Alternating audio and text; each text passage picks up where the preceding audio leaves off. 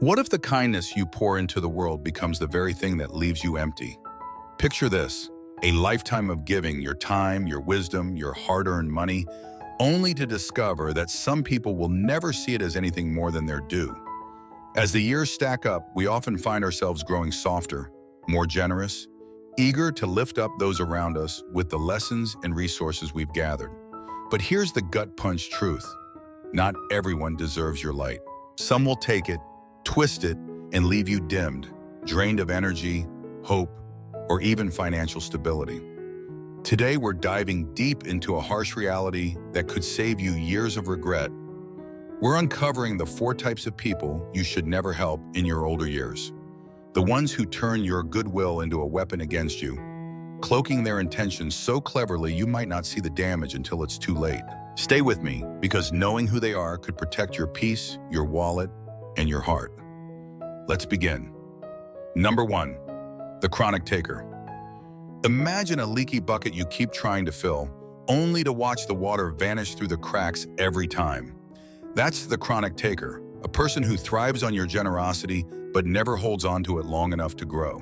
They show up at your door then with outstretched hands, eyes wide with need, a loan to tide them over, a favor to get them through, an hour of your time they swear they'll repay. At first, it feels good to help. Their gratitude washes over you like a warm wave. They thank you profusely, promise to make it right, swear they'll be there for you too. But then the months slip by and the promises fade like smoke. You wait for the return gesture, the check-in, the simple "how are you" that never comes. Instead, they're back again, palms up with a new sob story in the same old script. Take Joe, a 72-year-old retired carpenter with hands weathered from decades of crafting homes.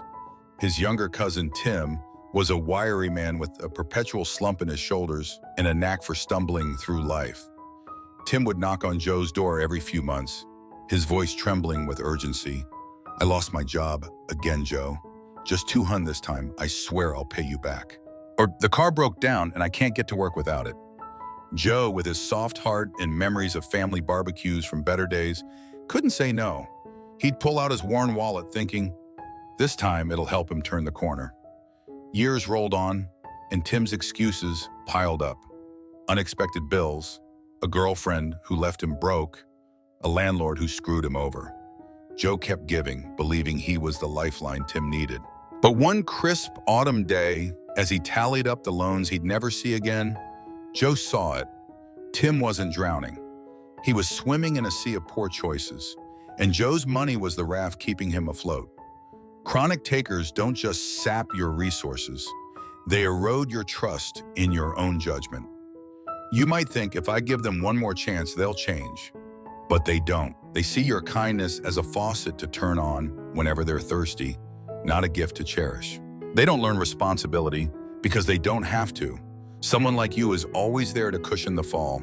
And when your well runs dry, they won't dig their own. They'll just move on to the next generous soul. If you spot a chronic taker in your life, maybe a friend who only calls when their rent's due or a relative who forgets every promise they've made, it's time to shut the valve. You don't need a confrontation or a grand explanation. A quiet, "I can't help right now" is enough. You've earned the right to guard your reserves for those who will water you back. Number 2, the emotional manipulator. Have you ever felt a pang of guilt so sharp it twists you into doing something you never meant to? That's the art of the emotional manipulator, a master of shadows who never asks outright, but makes you feel like you have to help. They don't barge in with demands. Instead, they weave a web of sighs, silences, and carefully timed complaints. "I don't know how I'll manage this month," they murmur, eyes downcast, waiting for you to leap in with a solution. Or they hint at their woes, endless bills, a cruel world, a life that's just too heavy, until you feel selfish for not stepping up. Say no, and the air shifts. A cold stare, a disappointed sniff, a cutting remark about how they thought you cared. Suddenly, your boundaries feel like betrayal. Meet Helen, a 68-year-old retired nurse with a laugh like sunshine and a habit of putting others first. Her friend Martha was a petite woman with a voice that quivered just enough to tug at heartstrings. For years, Martha leaned on Helen like a crutch. When her washing machine sputtered out, she'd call Helen, lamenting, "I guess I'll just have to wash everything by hand. I don't know how I'll keep up." When a family argument flared, she'd sigh, "I've got no one else to talk to," her tone dripping with despair. Helen, ever the caregiver, rushed in, offering money, hours of listening, even a shoulder to cry on. She told herself good friends don't abandon each other. But then came the day Helen needed support. Her knee surgery left her hobbling, and she called Martha hoping for a warm meal or a kind word. Martha's response? A breezy, "Oh, I'm swamped this week. Maybe next time." Helen sat alone that night, the silence roaring with realization. Martha wasn't a friend. She was a puppeteer pulling strings Helen didn't even know she had. Emotional manipulators don't just take your time or money, they steal your peace. They make you feel like their struggles are your burden, their happiness, your duty. No matter how much you give, it's never enough. They raise the bar higher, expecting more while offering nothing. The worst part? They often wear the mask of someone you love, a sibling, a neighbor, a lifelong companion, making it harder to spot the game. But here's the truth. Real relationships breathe both ways. If they're only there when they need you, if they punish you for saying no, they're not in your corner. They're on your back. You don't owe them your guilt. You're allowed to say, "I can't," and mean it. The ones who respect you will stay. The rest, they never deserved you. Number 3, the reckless spender. Picture a ship sinking not from a storm, but from the captain punching holes in the hull, then begging you for a lifeboat. That's the reckless spender, a whirlwind of financial chaos who drags you into the wreckage. Money's a tender topic, especially as we age. After years of work, you might feel a quiet duty to help family or friends in a pinch. 50 here, a bill covered there. But there's a line between a hand up and a handout, and the reckless spender blurs it until your savings are sinking too. They're the ones always in crisis, rent overdue, car repossessed, credit cards maxed out. Yet their wallet's a sieve. New gadgets gleam on their shelves, takeout bags litter their counter, and somehow it's always just this once when they come to you. Ron, a 74-year-old retired mechanic, knew this storm too well. His grandson, Kyle, was a lanky 28-year-old with a grin that could charm rust off a fender. Kyle's life was a carousel of jobs. Mechanic, delivery driver, barista, each gig ending in a shrug and a "didn't work out." When Kyle showed up at Ron's tidy garage apartment, his boots scuffed and his eyes pleading, Ron couldn't turn him away. "I just need $300 for rent. Grandpa, I'll pay you back next paycheck," Kyle said, hands stuffed in his pockets. Ron handed over the cash, picturing Kyle settling into stability. But weeks later, Kyle was back. Car repairs this time, can't get to work without it. Then it was an emergency that smelled suspiciously like a weekend bender. Ron's retirement fund dwindled, check by check, while Kyle's Instagram glowed with new sneakers and bar tabs.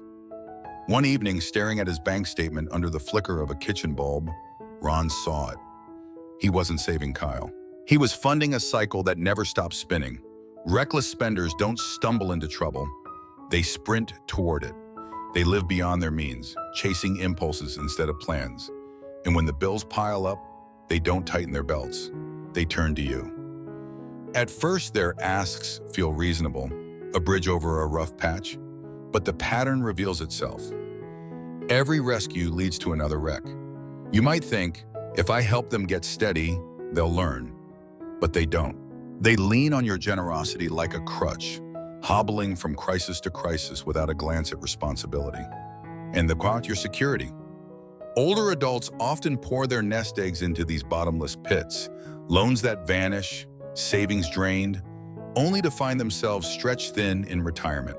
Here's the cold truth. You can't outgive their recklessness. No amount fixes a hole they keep digging. Say no.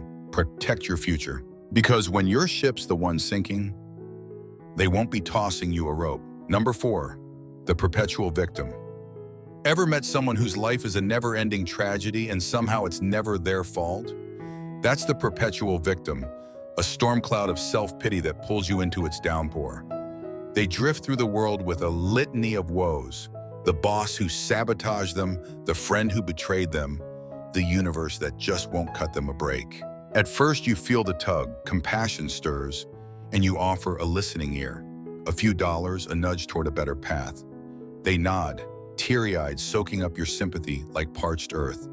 But then you notice every solution you suggest hits a wall. That won't work for me, they sigh. You don't understand how hard it is. They don't want help. They want an audience. Linda, a 71-year-old retired teacher, lived this slow bleed. Her friend Karen was a wiry woman with a voice that cracked like dry twigs, always teetering on the edge of collapse. Over coffee at Linda's cozy kitchen table, Karen would unravel her latest tale. A landlord raising rent out of spite, a coworker stealing her ideas, a family that never appreciated her. Linda, with her gentle smile and schoolteacher patience, leaned in. She'd offer advice, budget tips, job leads, a spare $100 when Karen's lights were about to go out. "You're a lifesaver," Karen would say, clutching the cash. But the next month, a new crisis bloomed. A medical bill, a broken heater, a misunderstanding that cost her a gig. Linda poured herself out, hours of listening, connections she called in, yet Karen's life stayed a treadmill of despair. One rainy afternoon, as Karen droned on about her latest injustice, Linda's chest tightened.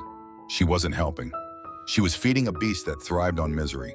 Perpetual victims don't just drain your wallet, they sap your spirit. They cling to their struggles like a badge, wielding them to dodge accountability.